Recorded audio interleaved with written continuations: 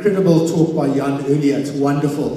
Denise and I often looking at each other's eyes, and it's normally her looking with one eye at me going, do you really have to wear shorts again this morning in church? So we have a wonderful relationship, and a truly blessed. I'm very lucky this morning to introduce a friend, incredible speaker, a man of God, and Carl Schultz is very, very well known in Benoni, in our church and many other churches. I'll just read through some of his bio. Carl Schultz is a world-class coach from Benoni, South Africa, who's passionate about helping people and organizations reach their highest potential. With extensive experience in leadership development, performance coaching, and personal growth, Carl has developed and worked with individuals and teams across diverse fields to achieve lasting transformation. Known for his integrity, motivational style, results-driven approach, he equips clients to identify strengths, overcome challenges, and reach their goals with confidence. His unique ability to blend strategic insight with empathy has made him a trusted mentor locally and internationally, inspiring excellence wherever he serves. It's wonderful to introduce somebody that you have a good, close relationship with, someone that I've built up a friendship with over the years. Carl demonstrates what he teaches through his lifestyle. He was not born with a silver spoon in his mouth. He was an East End boy like many of us, and had to make his way through life. And one of his challenges was learning. Carl has dyslexia, and so learning to him did not come naturally.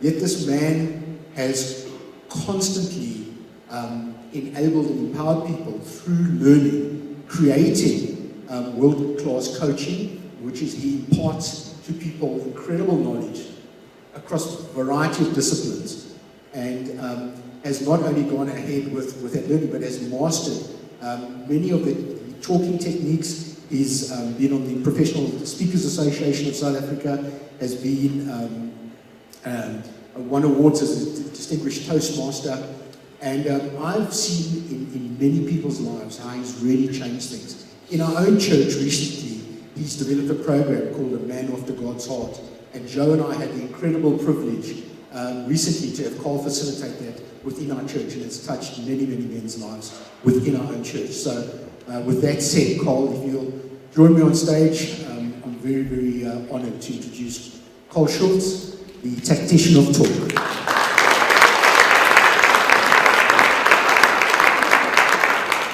Thank you, Ian. It's hard to believe after hearing all of that I was almost chucked out of school in standard 6 because of pneumonia. Yeah, not because of the sickness, but because I couldn't spell.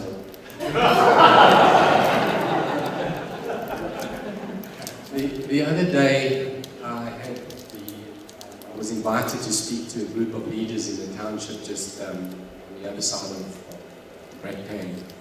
And it was all about the local leaders and the leaders within community impacting the community.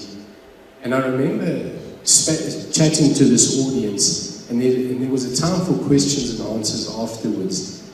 And a young gentleman got up and he wanted to ask a question, but he didn't want to ask the question in front of the entire audience. So he asked me if we could spend some time afterwards and he could pose his question. And I was quite interested to hear what this question was that he didn't want to ask in front of the entire audience. And so afterwards, I went and I spoke to the guy, and he said to me, he said, number one, I'm born free. Young black gentleman. In other words, I was born after 94. He wasn't born in the previous era. He said, number one, I'm born free. Number two, I'm a Christian. Number three, I've got a graduate degree. I've been to university. I've studied. I have a degree. And he said, for me, as a young person living in South Africa, I don't see an alternative or an outcome to South Africa other than, or a solution to the problems in South Africa other than civil war. And I was shocked when I heard him say this to me. And I wanted to understand why this young person who's educated, who's a Christian, who's a believer, doesn't see a solution to this country other than civil war. And so I started asking him, and then he told me about his situation and the situation of young people in South Africa. And you think about South Africa is a huge country. We have on record 60, 70 million people here, but I'm telling you now it's closer to 100 million. We've got unemployment rates that are sitting at 30, in the high 30% of our population unemployed. I'm telling you now it's way higher than that. We've got youth unemployment in this country that's probably sitting at around 70%. And so when I listened to his plight and I listened to his argument, I could understand where he was coming from. He was telling me about no opportunities. He was telling me about how disadvantaged he is as a person of color. He was telling me about how there just aren't jobs for them, even though he was hopeful when he went to study. And as I'm listening to him, I start sharing some of the stories with him of what's happening in South Africa. I start sharing with him some of the stories about how we're equipping young people, about how business is taking off, about how much money there really is in South Africa, about how farmers are taking on farm workers and equipping them and giving them portions of their land so that they could grow and be empowered. And I started sharing these uplifting stories, and he had tears in his eyes. He said to me, why does nobody tell us about these things? So when you think about the Joseph mandate, and you think about us here today, I need to now figure out how this works. When you think about us here today, I want to just share with you quickly just 3 things. I think we're on the wrong screen there. Okay, I'm going to share with you 3 things we're going to do today. I'm going to quickly share with you the purpose, the why, the Joseph mandate. We're going to talk about the goal, and then I'm going to talk about some tools with regards to the Joseph mandate, how you can practically take advantage of the Joseph mandate. Why? South Africa, guys, is an incredible country with massive opportunities, even though the unemployment rates are very high. You know what, my brother, let me just ask, any of you planning to immigrate soon, planning to leave the country? No hands, I see no hands. Well, I'm planning to stay as well. My brother has recently immigrated to New Zealand. There's business opportunities that are there for him, and that's why he's left. But he's sharing with me just what New Zealand is like. And I'm very involved in business as well. So I look at the opportunities that he has there. With 4 million people in the country, or close on 4 million people in New Zealand, there's not many opportunities. We've got more than that just in Ekurhuleni alone. So the opportunities in South Africa are incredible. Did you know that every single person in South Africa eats every day? Sometimes, some of them 3 times a day. Do you know that every person in South Africa has to wear clothing? They've got to be transported, they've got to stay somewhere. Most of them have a phone, some even 2 or 3 phones, even the youngsters. So there are incredible opportunities in South Africa. Our mineral resources in this country are incredible. With what's happening at the moment, and I think somebody shared about the exposure, the criminal exposure and corruption that's being exposed in this country at the moment, there's stuff happening behind the scenes that you and I don't even know about, where people are being arrested, where the assets forfeiture unit is seizing property and assets that have been accumulated through crime and that kind of thing. So when you look at this stuff that's happening behind the scene, there's this massive void that's been created, with a leadership void that has to be filled. We have that mandate. So today is about activating something here in Benoni that's going to go throughout the country, where leaders in business and leaders in business are going to be activated to take up that position, that void that's been created. And that's why we're doing this. That's why we're running the Joseph mandate. Now, when you think about, I'll go back one slide. There we go. When you think about the goal is for us to activate it. The tools that I'm going to be sharing with you just now is just how you and I can implement the Joseph mandate in our life. So when you think about the Joseph mandate, what is the Joseph mandate? I'm not sure where I should stand to work. they want to. All right. Okay, that's fine.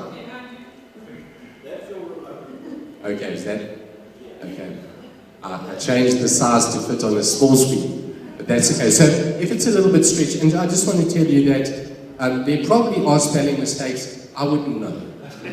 So if there are, I wouldn't know. Okay, so when we think about the Joseph mandate starts with a coat. That's where it starts. Joseph's whole journey started with a coat. Your journey starts with a coat.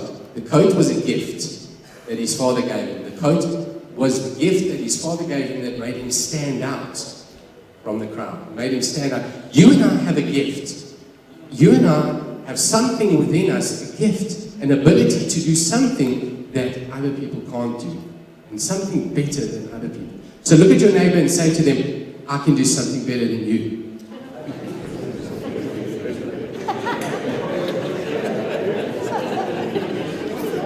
So it starts with a gift, and you know what? That gift will often get you into trouble, because as you're walking around with your gift, people will despise you for that gift. People will recognize that gift. His brothers got jealous because of the gift that he had received from his father. And so your gift, people will sometimes despise you for your gift. So when we think about the gift, that's the first thing. You have a gift. You've received a coat from God. You've received an ability that nobody else has. The second part of the Joseph mandate is the dream. Okay, I'm confused. Where am I supposed to go? Okay. The dream. Because okay. Forgive me. The dream. There's a dream. Every single one of us has had a dream. There's this dream inside of you that you might have had years and years ago. You might have had it last night. I spoke to someone in the back who had a dream recently, I think last night or during the week. He was telling me about this dream. So, the dream. So, you have a gift. There's a dream that will ignite that gift. That will set you up, and you'll start sharing that dream. Joseph shared the dream with his friends, with his family, with his brothers. And there was the next one, the dream killer.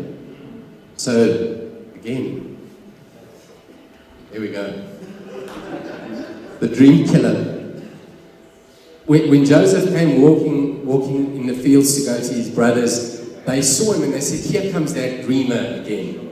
And they planned to kill him. They planned to kill the dream because they didn't like the dream. The gift, the dream killer is the next one. So even though we have a dream, Pastor Basil, your dream of the Joseph mandate, there are going to be dream killers that are going to come along and try and kill that dream, and try and bury the dream, and try and throw you in the pit. But without the dream killers, you're never going to get to the pit. Sure. And if you're not in the pit, you can't find the next point.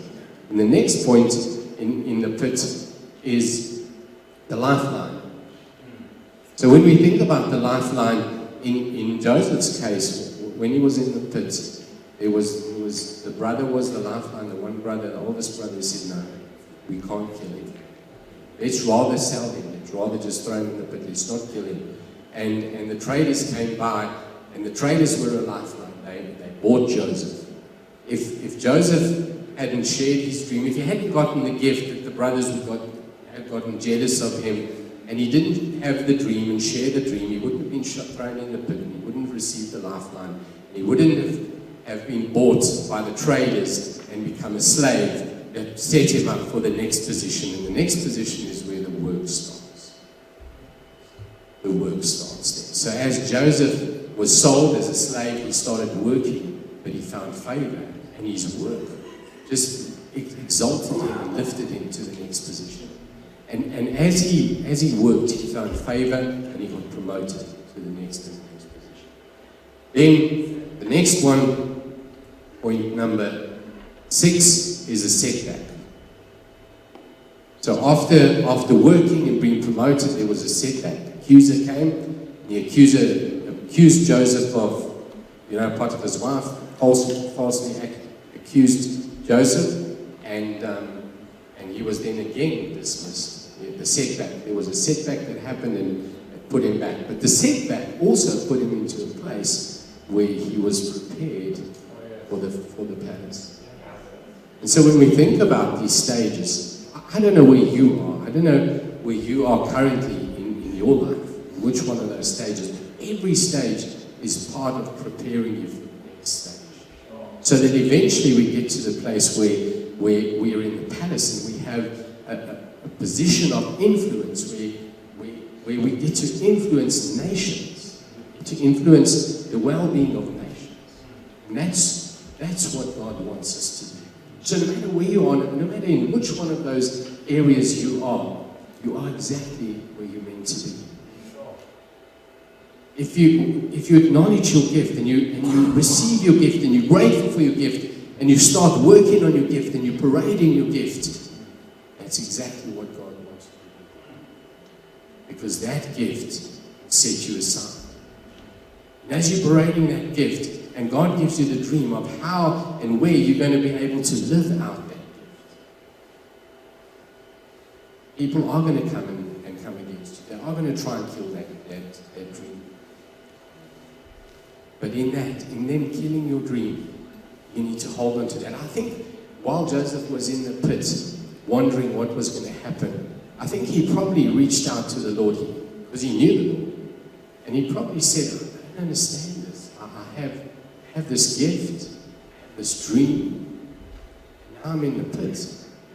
What next? And he must have prayed because he knew that God gave him a dream for a future, for a better tomorrow. And so as he was praying for that lifeline. And just imagine that those traders had been traveling for quite some time, and at the perfect time they arrived there. Joseph was in the pit. They were able to buy him, and off he went. And his attitude remained an attitude of being positive, of serving, of working, of developing, of growing. He never gave up. Not in any stage of that journey did he give up. And as he worked, and as he served, it made room for him, made room for his gift. He obviously served in the area of his gift because he was placed in charge of people, in the different areas where he was. That was his gift that lined up with his dream. So no matter where you are, just hold on to that. If we think about the tools, let's go to the next part. So the tools to succeed in the Joseph mandate. There's 6 things that I want us to think about. It starts with a position of intimacy with God. So when you find yourself in a place that I'm not sure if this is going to happen, I'm not sure if I want to take up the Joseph mandate, I'm not sure if the vision's for me, I'm not sure if this dream's going to materialize, I'm not even sure if I have a gift. That's where it starts, intimacy with God. Then after that, I want you to know that my attitude is really what's going to determine the outcome. And the attitude of embracing the process and understanding that there's a process, even when things are tough, even in the most difficult times. I think of my own life. I think in the most difficult times in my life, how the process, and I can value the process at the moment. I can value every step of the process because that process is what set me up for the next position. Then, remember to guard your heart. Remember to guard your heart. Joseph was falsely accused. And he had to guard his heart. When that temptation came before him, Potiphar's wife, who was obviously very, very pretty, when that temptation came before him, he had a choice. But he chose to guard his heart. And in South Africa, guys, we've got choices to make. It's easy to make money in South Africa if you go down the wrong way. And Jan, I honor you for sharing the story about SARS. I hope nobody from SARS was here and they're going to come after me. But I honor you for that. What's the statute of limitation? I don't think there is with SARS. Hey, I think they can come after your families, your grandchildren, if they wanted to. But I honor you for that. And so guard your heart. Guard your heart, because temptation is going to come. It's easy in South Africa to make money. It really is. It's very easy. If you take the wrong path. Protect your heart. Guard your heart. Stay humble, number 6. Because as you get promoted, as Joseph was promoted, he didn't flaunt his promotion. He didn't walk around being the big shot. He stayed humble and he remained humble. And even in prison, when he laid out the dreams of the other 2 prisoners that were there, he stayed humble in that he said that it's God that interprets dreams. When he stood before Potiphar, when he stood before the Pharaoh, he remained humble. He acknowledged God in everything. Stay humble. Develop your skills. Joseph grew in stature. It said he grew in stature. He developed his skills. As he was a slave, he didn't just retire to being a slave. He carried on improving. He carried on working on his skills. He carried on growing. As he was in the prison, he went through the ranks and he developed his skills and he worked on his skills. And then the last one there, point number 6. Walk in love, free from bitterness. When Joseph was in the highest position, second to the Pharaoh, and his brothers were brought before him, he had a choice. He could have stood up and said, now I'm going to get back at you. Remember when you put me in the pits and you tore my coat? Remember that? Now you're going to pay for it. But he didn't. He walked in love and forgiveness. And so guys, when we step into that position, we've seen what's happened across the world now with Christian leaders being attacked and people being attacked. We've got to be so careful not to retaliate. Jan talks about hating confrontation, and I think for all of us as Christians, confrontation is going to come. As you move through these phases, confrontation is going to come. Walk in love. Carry on walking in love, free from bitterness. So those are the tools that I want you to take to heart as we take on this Joseph. When we think about the Joseph mandate, closing, I want to share with you that I've shown you the model. So the Joseph model, those 7 stages that he went through. Each and every one of us is somewhere in that journey. We're somewhere in that journey. And you know what happens when you get to the palace? Sometimes your journey starts in the beginning again. Sometimes when you get to the palace, you get a new coat, a new gift, or another position down the line. And you get a new dream. Another dream. So it doesn't end there. The journey is not about getting to the palace. The journey is about embracing every step of the way. So the model that I've given you, those 7 stages, it's an ongoing process. We've given you some tools and I've showed you how to apply that in your daily life. And the most important now is the decision to take up the call. Are you going to become part of this mandate? Are you going to become part of this Joseph mandate where we step into that void that's been created? Guys, our country is in a mess. It really is in a mess. You just need to look around and see. But we have 100 million people that are relying on you and I to step up to the plate, to take up that void, that leadership void, to run our businesses in such a way that we succeed, that we can be a blessing to all the families. How many of us are in business here? How many of us are in business? Good majority. How many of us are in positions of leadership? I actually wanted to see everyone's hands up here because we're all in a position of leadership. Leadership is influence. It's about influencing, first of all, yourself. And I love the question John Maxwell asks. He says, if you were leading yourself, would you follow yourself? So that's where it starts. If you were the leader, would you follow you? That's where it starts. So all of us are in a position of leadership, a position of influence, by our daily deeds. Jan, you were so right. I often look at people, I often watch people. I love to watch people, and they influence me in the most incredible way. I was watching an old couple sitting in the coffee shop the other day, and they sat there and they ordered one breakfast and 2 plates, 1 cappuccino with 2 cups, and they shared. The old man took his knife and he cut the breakfast in half, and he put half on the 1 plate and half the cappuccino. And I thought, okay, maybe they can't afford 2 breakfasts. And somebody went up and also obviously watching it and said, can I buy you a breakfast as well? Because I noticed that you're sharing.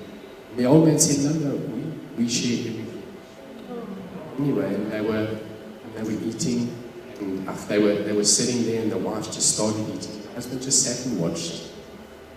And eventually thought, this is strange, why isn't he eating? Why is he just sitting there? So I asked him, why aren't you eating? So he said, no, we share everything, I'm waiting for the tea.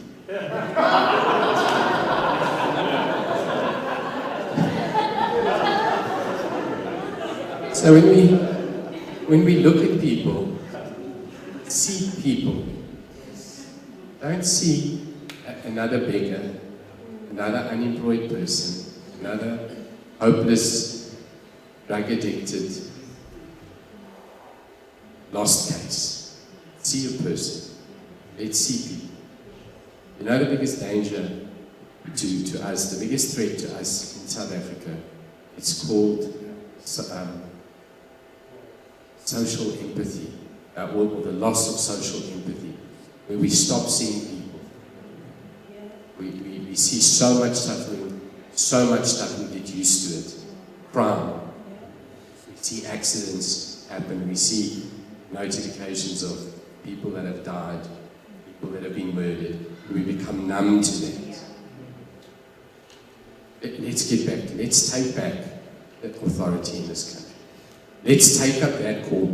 Let's ignite something here today that's going to fix South Africa. Because we can. Thank you, Pastor.